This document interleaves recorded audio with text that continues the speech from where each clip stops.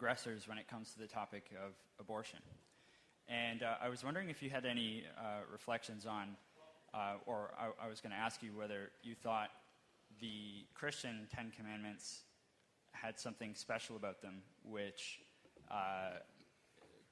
condemned or condoned violence in this regard, its effect in the United States versus its effect in Europe.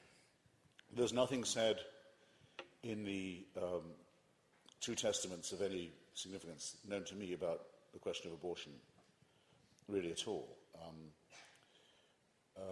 Just as there isn't anything said in the New Testament about homosexuality, which is the other thing that most exercises the Christian right. There's a lot of condemnation, very explicit and often very obscene, of it in the Old Testament. There's nothing said by Jesus or his disciples, but since Jesus said he came to vindicate the law and the prophets, it seems to me that he didn't think he needed to say anything. It was obvious that homosexuality was wicked. That would be my reading of it at any rate, though I know there are others.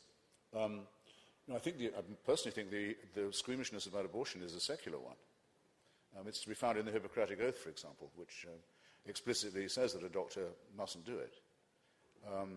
And if I examine myself, and if I study the advances made in embryology, for example, recently, I can completely understand the concept of the unborn child as a real one. It's not a propaganda term at all. The viability of the occupant of the womb, its candidacy as a member of the human race, seems to me to be fully vindicated. You just have to ask yourself, your instincts and your emotions are not given to you for nothing. If you see a woman thrown to the ground and kicked in the stomach, what is your reaction? No one, I hope, is going to say it's neutral. All right. And now I tell you, or you notice that in addition the woman is pregnant. Are you saying that doesn't make any difference to you? You don't feel it's any worse? I put it to you, you have to say it's worse.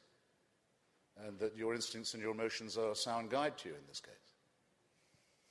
So it's a mystery to me that the Christian right, which is mainly Protestant in the United States, has so recently taken up this question, because they never used to. It was never, people like Falwell and Robertson never used to bother about abortion at all until the early 70s. My feeling is that they saw a chance to make a common ground with conservative Catholics. It was a kind of reverse ecumenicism, trying to build a Christian conservatism across what had hitherto been theological chasms and abysses. That it's purely instrumental. It was a target of opportunity. And that they don't care about unborn people any more than they care about born ones, which is not at all. Sir, middle, like. They only care about you after you're dead.